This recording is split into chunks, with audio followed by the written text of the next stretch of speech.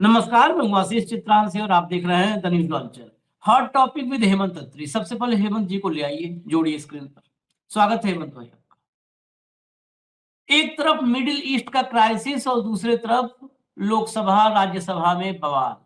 अब ये दोनों पहले हम अलग अलग लाते थे कि चलिए जरा मिडिल ईस्ट का अपडेट लाते हैं, दिखाते हैं और फिर संसद की अपडेट दिखाते हैं। लेकिन अब ये दोनों क्लब हो गया, दोनों जुड़ चुका है।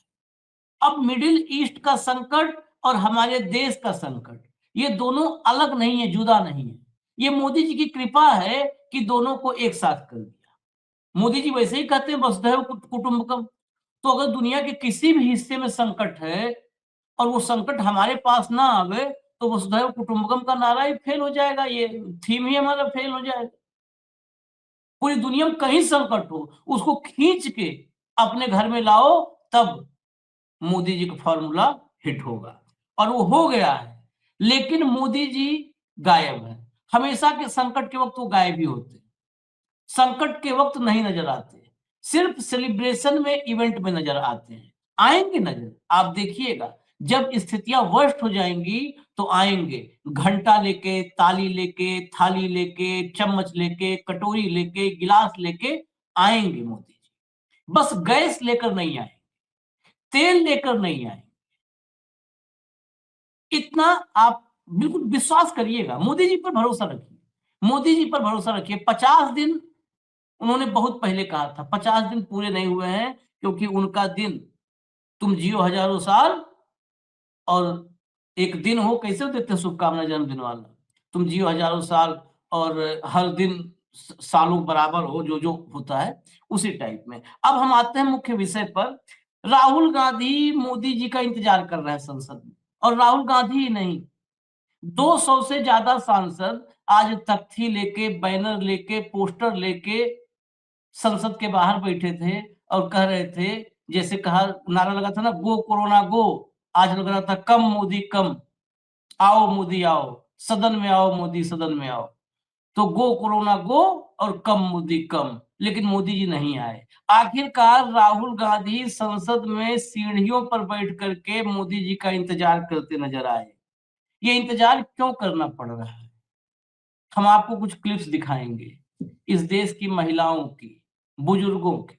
ये बूढ़ी अम्मा की आह, बूढ़ी अम्मा के आंसुओं में ये सरकार बह जाएगी। ज्ञानेश कुमार भी इसको उबार नहीं पाएगा।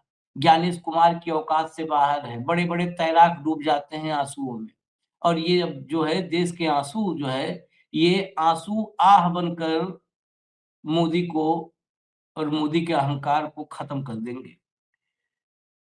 राहुल ने चेताया है कि संकट हमारे दरवाजे पर खड़ा है। अभी जो स्थिति है, राहुल ने कहा अभी ये नहीं है संकट, अभी ये वर्स्ट कंडीशन नहीं है। अभी भी मोदी जी अगर एक्टिव हो जाएं, सचेत हो जाएं, तो हम बच सकते हैं। जो संकट हमारे दरवाजे पे खड़ा है और नॉक कर रहा है, दरवाजा खटखटा रहा है, लेकिन दरवाजा खोलने वाला भी कोई नहीं है और संकट को भगाने वाला भी कोई नहीं है। तो दरवाजा तोड़ करके वो संकट आ जाएगा। बिरला जी आज बड़े मुद्दतों के बाद कुर्सी पे बैठे थे, लेकिन बैठते ही, अब आजकल सदन में झूठ शब्द को असंसदीय कहा जाता है, लेकिन बैठते ही झूठ बोले हैं, बैठते ही फंसे हैं। हम आपको बिरला जी की 3 क्लिप दिखाएंगे, निर्णय आप करिएगा। अब चलते हैं हेमंत भाई के पास, लेकिन उससे पहले राहुल गांधी को सुनवा दीजिए। सी नॉर्मली प्रोसीजर होता है कि you can ask to talk. तो I had asked to be allowed to make a statement कि मैं स्टेटमेंट जो देश में सिचुएशन है, एलपीजी की, गैस की, जो तेल की सिचुएशन है, और ये अभी शुरुआत है, तो इसके बारे में मैं बोलना चाह रहा था।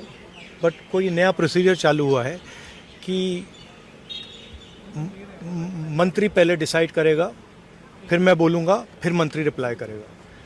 तो ठीक है, let's see what happens. But basically main चीज़ क्या है, that gas is going to be a problem, petrol is going to be a problem, all fuel is going to be a problem, because essentially our energy security has been compromised.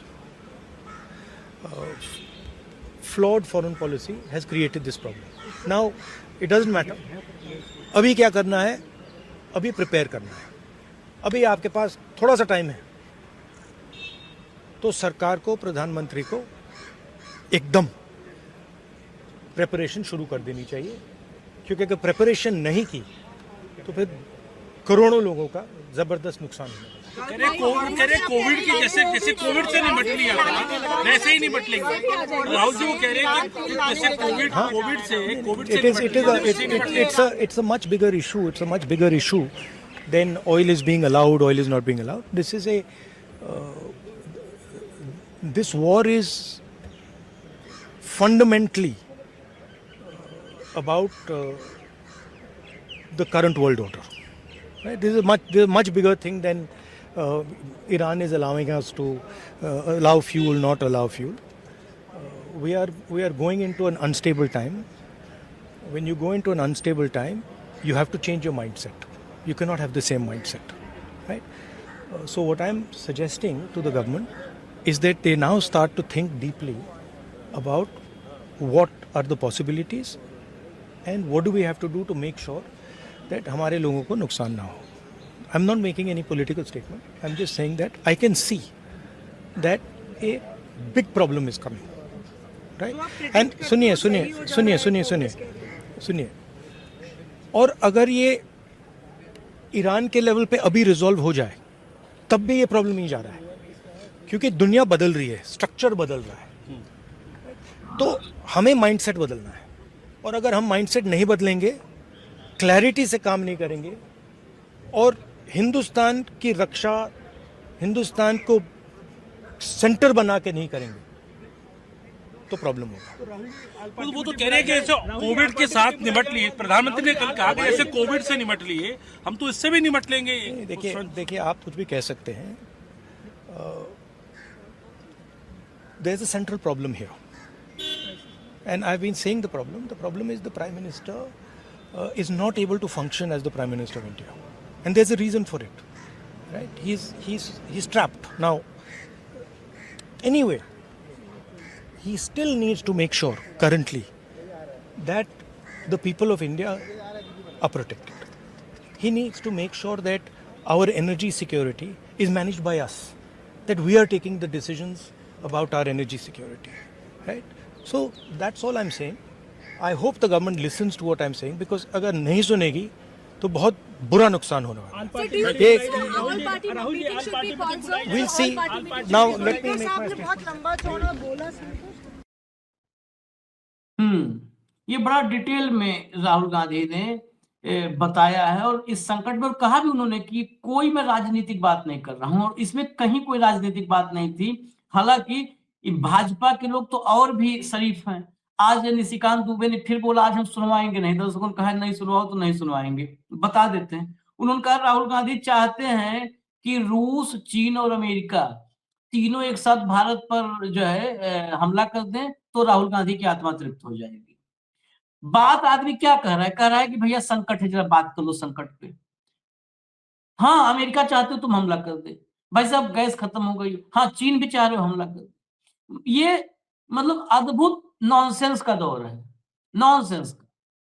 मैं आपको एक और visual दिखाऊं तब चलेंगे पहले part के लिए हेमंत जी के पास. भैया दिखाइए जरा, सीढ़ी पे चलिए आप भी, राहुल गांधी वाली.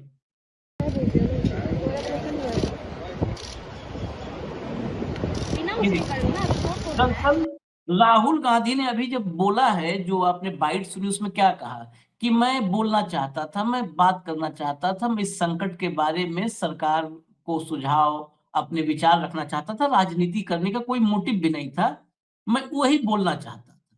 लेकिन कुछ नया नियम बता दिया गया, नए कायदा कानून बता दिए गए कि पहले मंत्री आएगा, मंत्री विषय रखेगा, फिर मैं बोलूंगा, मतलब सदस्य बोलेगा, फिर मंत्री जवाब देगा. तो भाई अब बिरला जी आ गए हैं ना चेयर पर, तो रूलिंग आएगी, नो होगा. तो राहुल को नहीं बोलने दिया बिरला ने, और राहुल को नहीं बोलने दिया तो फिर मोदी के इंतजार में और क्या कर सकते हैं, सीढ़ी पे बैठना पड़ा. सीढ़ियों पर बैठ गए राहुल गांधी. अब इसके बाद मैं पहले यहीं तक पे चलता हूं, इसके बाद हम चलेंगे जरा इस देश में कैसे लोग बिलख रहे हैं और स्पीकर हमारा बोलने नहीं दे रहा है, प्रधानमंत्री हमारा सदन में नहीं आ रहा है। आप खाली 3 चीजें सोचिएगा, लोग बेहोश हो रहे हैं, बेहोशी के विजुअल्स भी रखे हुए हैं, बहुत सारे ऐसे हैं, कटिहार का है, श्रावस्ती उत्तर प्रदेश का है, वहाँ श्रावस्ती में महिला बेहोश हो गई, कटिहार में एक बिटिया बेहोश हो गई। लोग लाइनों में इस धूप में, गर्मी में सिलेंडर पर बैठे हुए हैं, सिलेंडर ऊपर खोपड़ी पे रखे हैं, कंधे पे रख करके बस्ती का विजुअल हमने दिखाया था, दौड़ भाग रहे हैं। क्या हालत है? लेकिन उस विषय पर इस देश की संसद में नहीं बात होगी। संसद में तो बात किस चीज की होगी? किस चीज की बात होगी? वो निशिकांत दुबे का जो उल-जलूल होता है, अश्लील बातें, उसके लिए संसद है ये? उसपे बात नहीं होगी। प्रधानमंत्री संसद में आएगा नहीं, सदन से बाहर प्रधानमंत्री गायब। स्पीकर कहेगा नो, नो, नो और एलओपी बैठा रहेगा सीढ़ी पे। हेमंत भाई, यशीष भाई नमस्कार, आपको सारे दर्शक साथियों को भी। देखिए ये नई संसद है, नया लोकतंत्र है, नई सारी चीजें हैं और नई परंपराएं भी आपने देखी।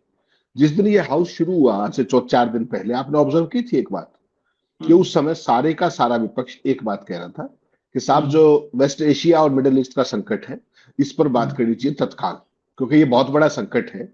और शुक्रवार की बात है, अगर आपको ध्यान हो तो अगर सरकार ने उस पर चर्चा की होती तो सारी की सारी बातें उसमें आ जाती और हो सकता है कोई ना कोई सॉल्यूशन भी निकलता सबकी बात सुन करके। लेकिन तब क्या ऑप्शन ली सरकार ने कि विदेश मंत्री दोनों सदनों में सुओ मोटो बयान देंगे, बात खत्म, कोई चर्चा नहीं होगी। छोड़ दीजिए उसका जो भी परिणाम हुआ नहीं हुआ। सरकार कह रही थी कि पहले विश्वास प्रस्ताव पर बात करो। अब कल शाम को विश्वास प्रस्ताव भी हो गया खारिज स्पीकर के खिलाफ।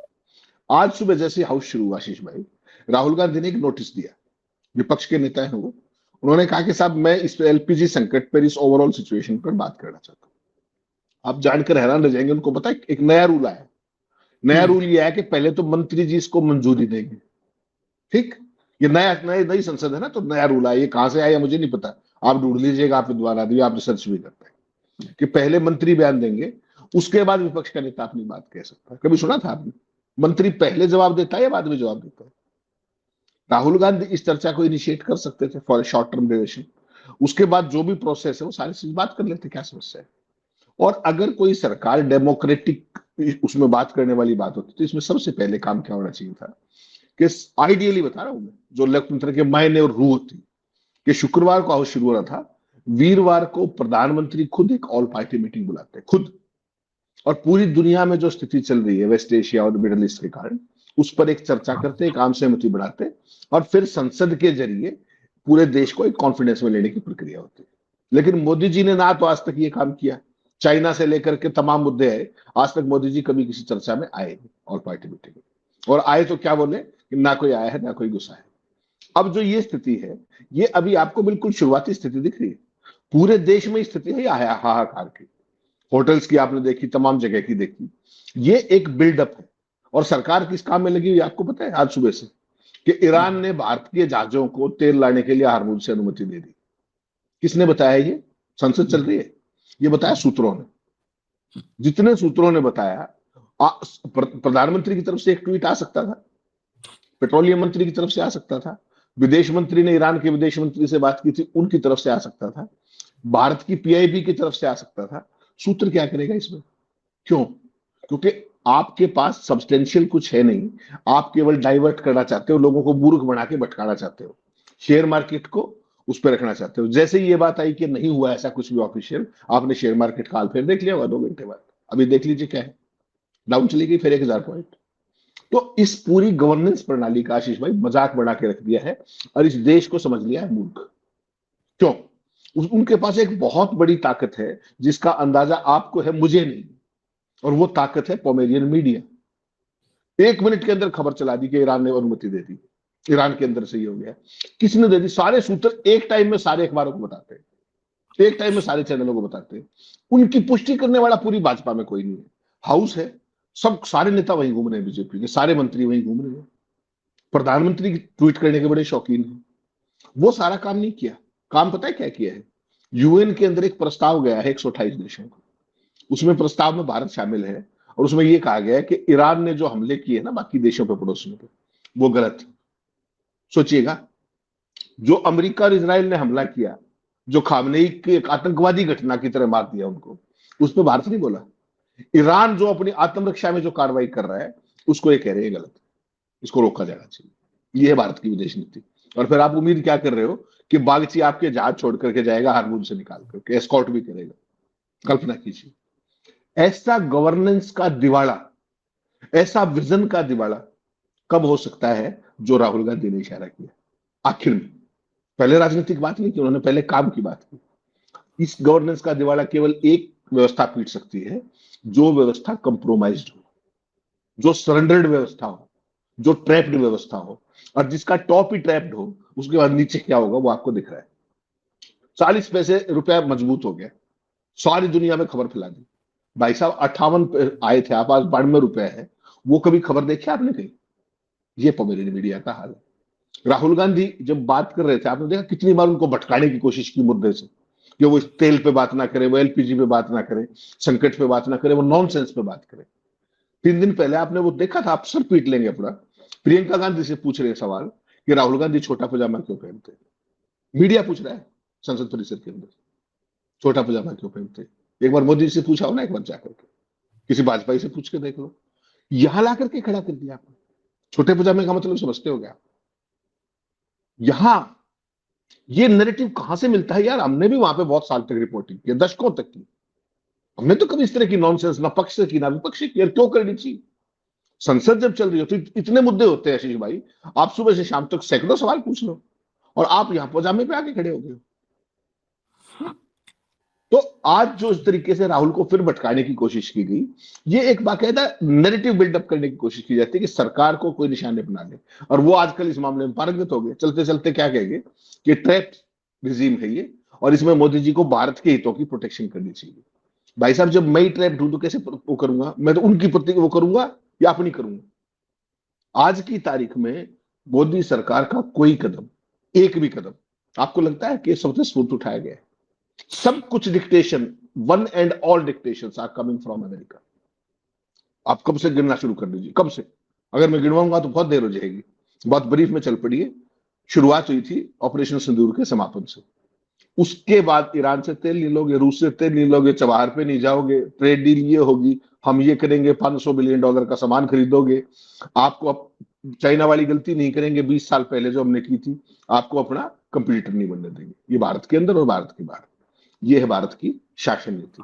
अब इसको कौन चला रहा है, कैसे चला रहा है, किन परिस्थितियों में चला रहा है, कभी कभी दर्शकों को भी ये बात सोचनी पड़ेगी। हमारा काम है केवल घटनाक्रम को सामने रखना और उनको याद दिलाना। कई बार लोग भूल जाते हैं चीजों।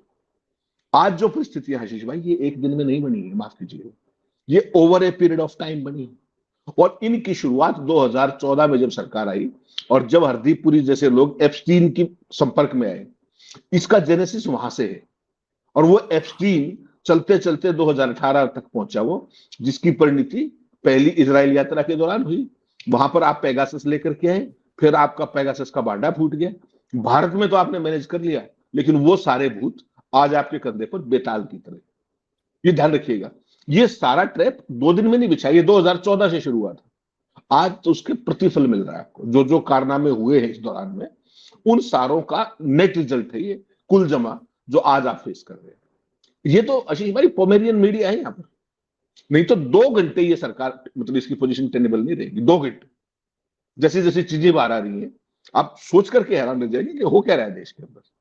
अमेरिका कुछ कहता है, इजराइल कुछ कहता है, कोई कुछ कहता है। क्या कहते हैं बोला, रशिया अमेरिका और वो भारत पे हमला कर दे। क्यों कर दे भारत पे हमला? सोचिए उस आदमी की क्या नॉनसेंस है।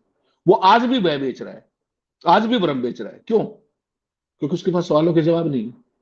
वो आज की तारीख जब आप में बात कर रहे हैं, आज की सरकार में तारीख में वो सरकार का सबसे बड़ा क्या है? सबसे बड़ा वो है जो झपट के आता है, जिसके पास कुछ तथ्य, उसको बस झपटना ही आता है। उसकी बात में कभी तथ्य नहीं होता, कभी कोई सिरा नहीं होता, कभी कोई कंटेंट नहीं होता। उसको केवल बकवास करने के लिए छोड़ा जाता है, बाकी सारे उसको चला देंगे सारे के सारे। रशिया भारत पे हमला कभी सोच सकते हो आप? चीन कभी हमला भारत पे अभी इन हालात में जब सारी दुनिया बिखरी पड़ी है? और America, but he is talking. केवल राहुल गांधी को बदनाम कर।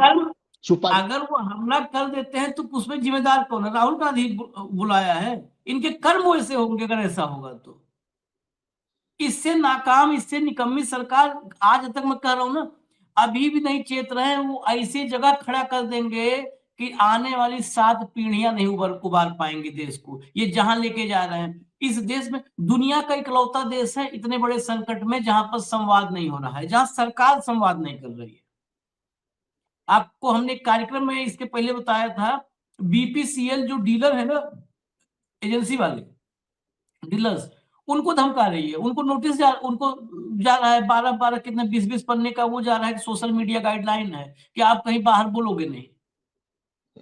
मतलब आप कौन सा इजराइल युद्ध में है, वहां पर सेंसरशिप है, और हम उस युद्ध का हम पर साइड इफेक्ट है, हमारे यहाँ सेंसरशिप है। देखिए मौसेरे भाइयों को, वहां घोषित है, यहाँ घोषित है, अघोषित और है। यहाँ आज से नहीं है, यहाँ लगातार अभी इस समय जब मैं और आप बात कर रहे हैं, रुपया डॉलर के बाद 92.5 हाईएस्ट एवर। सोच लीजिए, कहीं चर्चा हो तो बताइए, किसी मीडिया चैनल पे दिखाइए। नहीं, अभी यही रुपया 92.5 है ना, ऑल टाइम लो पे है ये, ऑल टाइम, क्योंकि 92.30 पर हमने 308 पर दिखाया था ऑल टाइम लो, 92.5 गया है, ऑल टाइम लो है ना। 10 पैसा ये खाली मजबूत हो जाए तब दिखाया जाएगा कि रुपया ने डॉलर को पटकनी दी। ये 92.5 है, 92.4 पर इस देश में हेडलाइन बनेगी कि रुपया ने पटकनी दी। रुपया गोता मार रहा है, रुपया क्या कहें हम, फिर शब्द आदमी कहेगा कि नहीं देखो देश के खिलाफ बोल दिया। अरे देश को तुम लोग ऐसी हालत कर दिए हो, ऐसी हालत कर दिए कि उबरने में पीढ़ियां लग जाएंगी। अभी भी इनको कोई फर्क नहीं है, क्योंकि ये जानते हैं कि इस देश की जनता मस्त है। वो नरेंद्र मोदी के साथ मस्त है जनता। इस देश की जनता जब आज भी किसी भी तरीके से सरकारी साधनों से लाया जाए, उनको बांध के लाया जाए, पूड़ी पिलाया जाए, 500 रुपए पिलाया जाए, अगर रैलियों में 10-20-50 हजार लोग इकट्ठा हो जाते हैं, 1 लाख लोग बैठ जा रहे हैं, तो ऐसे प्रधानमंत्री के लिए वो एनर्जी का काम करता है। नहीं तो एक आदमी नहीं, टेंट हाउस वाला कुर्सी रखने नहीं आवे। जिस देश में संकट काल में सरकार संवाद न कर रही हो, टेंट हाउस वाला कुर्सी रखने नहीं आएगा। आओ भाई साहब, अपना माइक लेके आना, बोल करके मैदान में चले जाना, कोई टेंट पेंट नहीं लगाएंगे, हम नहीं चाहिए पैसा। अब बताइए संवाद कहाँ हो रहा है? संसद है, संवाद के लिए नहीं हो रहा है। अब देखिए मैं बिरला जी पे आता हूँ, फिर मैं उन महिलाओं पर देश की चलूंगा जो रो रही हैं। जरा बिरला जी की एक क्लिप सुनिए, आज क्या बोले हैं। राहुल को नहीं बोलने दिया, नया नियम ला करके ना, बताया क्या कि हम स्विच भी नहीं बंद करते। सुनिए। अध्यक्ष पीठ के द्वारा प्रतिपक्ष के कुछ सदस्यों ने माइक बंद करने का विषय भी उठाया।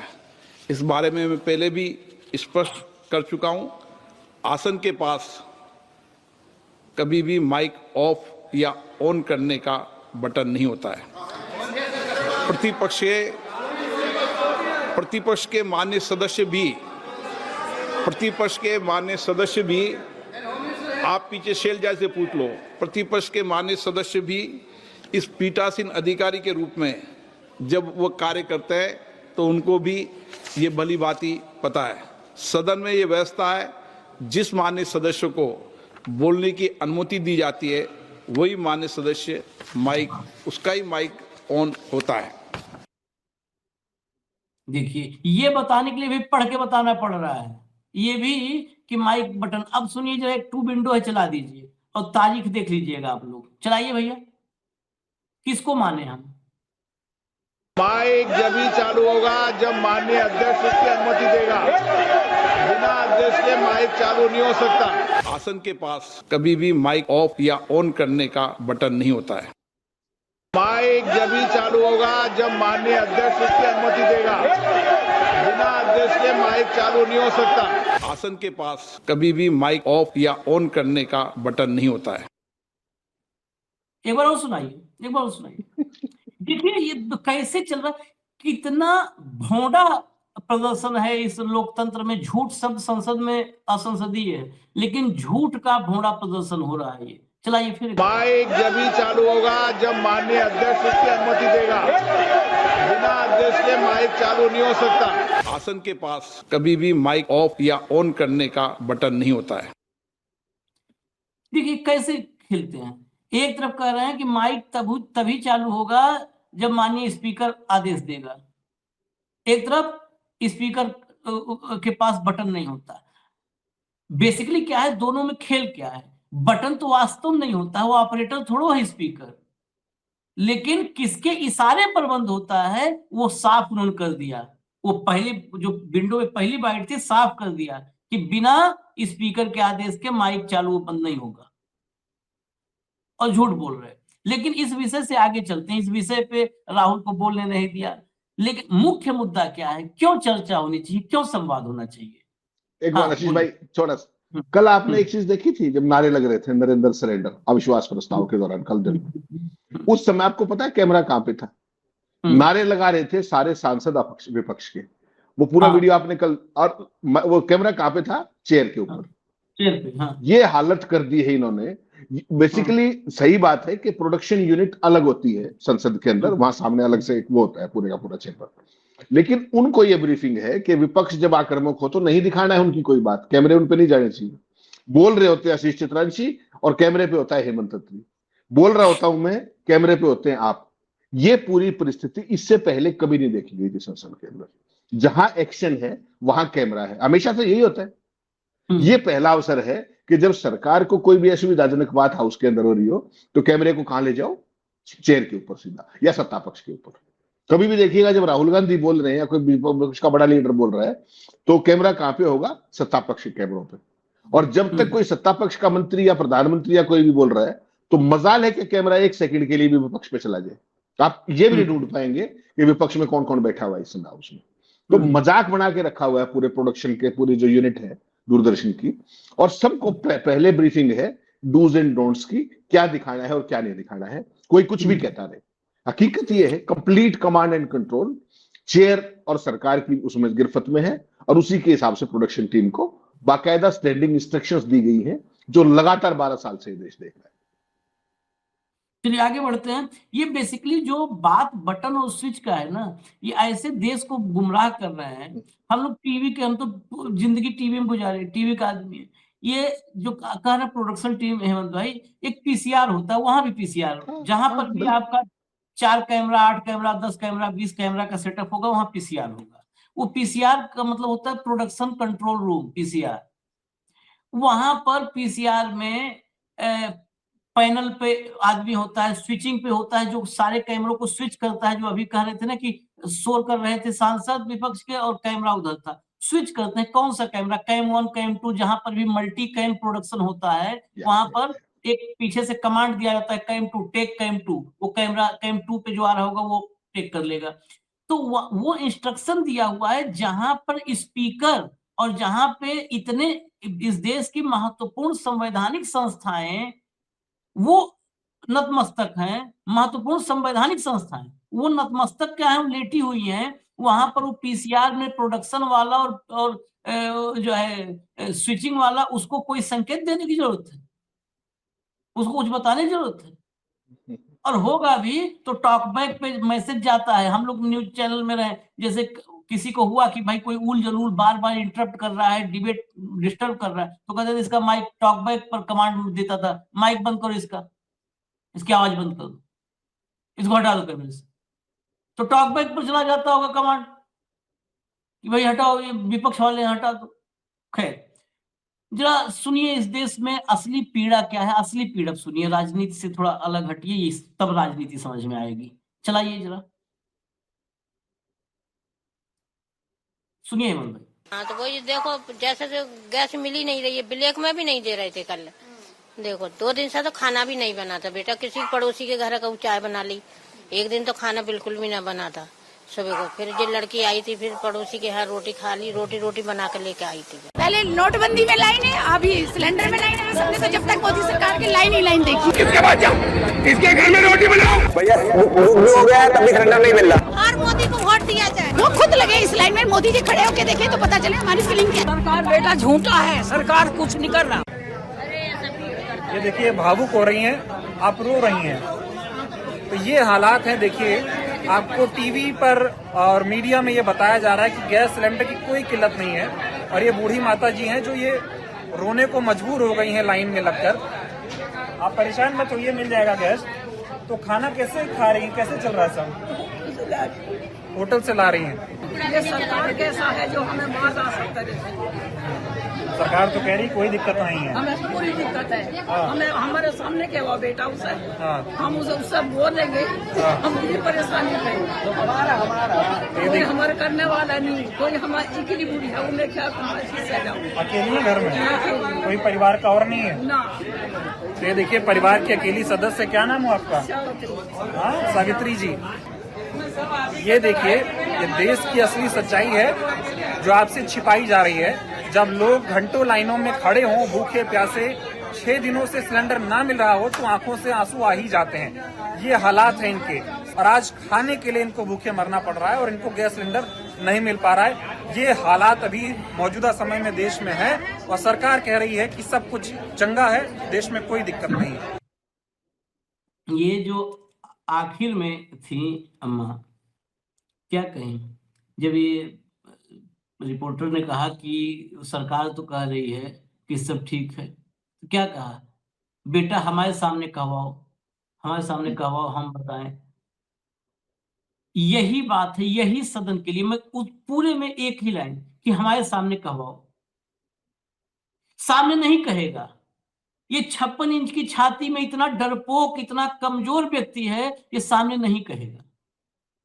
कल बोल दिया संजय सिंह ने राज्यसभा में, भगौड़ा किस गुफा में छिपा है, तो आसन पर बैठे हुए जो है कहने लगे कि दिनेश शर्मा शायद बैठे थे, कहने लगे असंसदीय है, हटा दीजिए इसको, स्पंज करेंगे हम असंसदीय। माननीय प्रधानमंत्री जी के बारे में ऐसा नहीं बोल सकते। अरे माननीय प्रधानमंत्री जी को यह अधिकार किसने दिया है कि इस देश की गरीब को, गुरबा को, महिला को, माँ को, बाप को, सबको रुला दे?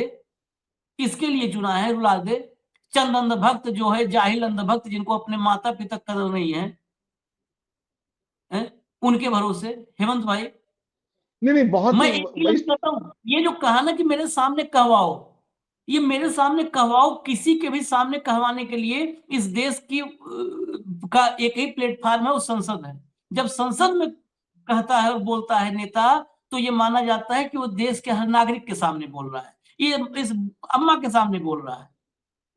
लेकिन इस देश की संसद में कदम रखने से परहेज करता है, गुरेज करता है, भागता है हमारा प्रधानमंत्री।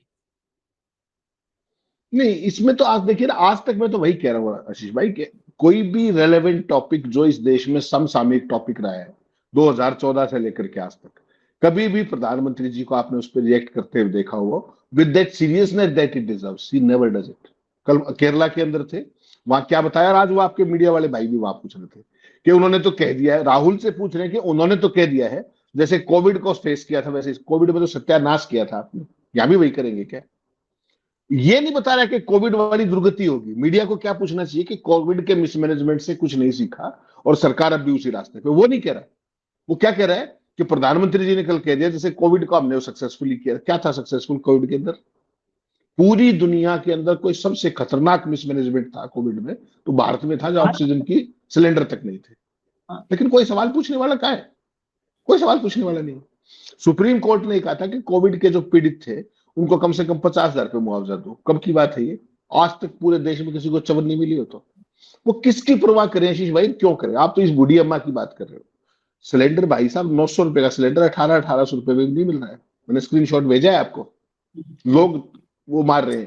तो आप बुकिंग करो तो आपके फोन के ऊपर वो क्या वो आता है जो ओटीपी वगैरह, वो नहीं आ रहा है, लोग धक्के खा रहे हैं। उसने कह दिया सब चल रहा है, सब कुछ कह दिया, केरल के अंदर जाके बता दिया जो बता रहा था। ये संसद किस लिए है? यहां पर विपक्ष का नेता बोल भी नहीं सकता, पहले मंत्री बोलेगा। ये नया कानून लिया है, कौन से सेक्शन में लिखा हुआ पता नहीं।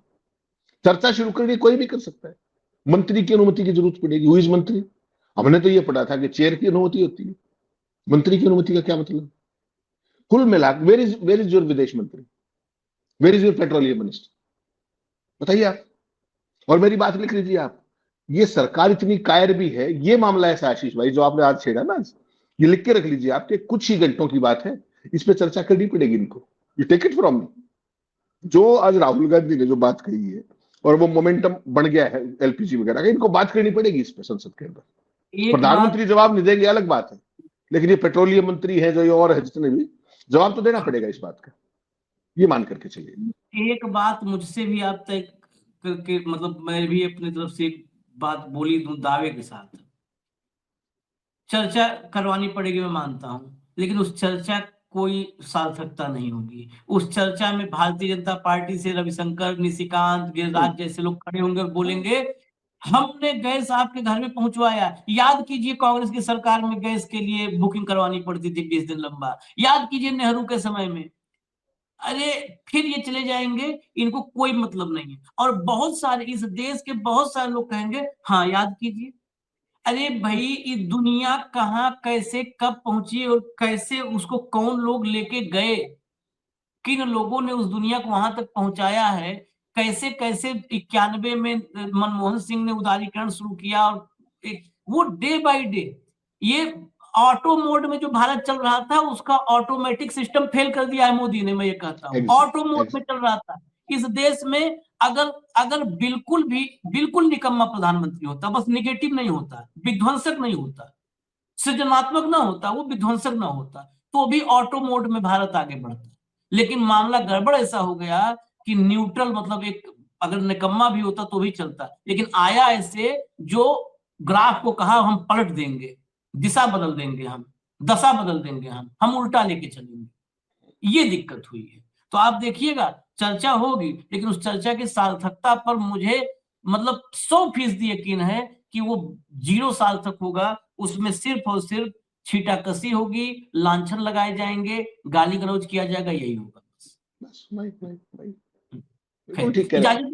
दो हेडलाइन है, जरा दिखा दीजिए। हेडलाइन हेमंत भाई भी कह रहे थे, दिखा दीजिए। हरियाणा में एलपीजी सिलेंडर न मिलने पर रो पड़ी महिला, बोली 2 छोटे बच्चे 1 सप्ताह से गुरुद्वारे में खाना खा रहे खाना, हिसार में एजेंसी बंद करके भागा संचालक। बताइए महिला रोई और क्या बोली? 2 छोटे बच्चे हैं और 1 सप्ताह से गुरुद्वारे में खाना खा रहे हैं। शर्म। अगर मैं सच बताऊं, बहुत सारे इस दुनिया में ऐसे देश हैं, इस एक खबर पर इस्तीफा हो जाएगा। बहुत सारे देश हैं, कोई कहेगा मैं ऐसे देशों को लेकर एग्जाम्पल आपके सामने रख दूं। फिनलैंड जैसे देश में, नॉर्वे जैसे देश में, और छोड़िए जापान जैसे देश में, इतनी सी खबरों पर अगर मंत्री संवेदनहीन हो जाए तो उसको इस्तीफा देना पड़ता है। जापान में हाल में एक मंत्री का इस्तीफा हुआ, उसने मजाक में, यहाँ तो दिन भर मजाक ही देश के साथ हो रहा है, मजाक में कैसा स्टेटमेंट दिया था जिसमें अश्लीलता नहीं थी, गंदगी घटियापन नहीं था, संवेदनहीनता थी। संवेदनहीनता कि जो एक मानवीय संवेदना होनी चाहिए वो उसमें लैग कर रहा था। इस्तीफा दिया, पहले उसने क्षमा मांगा और क्षमा मांगने के बाद कहा कि नहीं अब इस पद पर मैं नहीं रह सकता, क्योंकि ये मुझसे जैसे भी निकला जान के अनजाने में, ये इस संवेदनहीनता के साथ मुझे इस्तीफा देना चाहिए, और इस्तीफा दे दिया। यहां मांग लो इस्तीफा, न घर की दोबारा नपाई होकर के बुलडोजर चल जाए, कहा ना दोबारा घर नाप देंगे तुरंत इस्तीफा मांगने वाले, ये घर जो है नक्शत नहीं बना है, तुरंत बुलडोजर चला देंगे। लो बुलडोजर, इस्तीफा मांगोगे नरेंद्र एंड कंपनी का। चलिए इजाजत दीजिए। देखिए सिलेंडर की ब्लैक मार्केटिंग, 900 वाला 1800 में मिल रहा है, कमर्शियल सिलेंडर 4000 वसूले जा रहे हैं।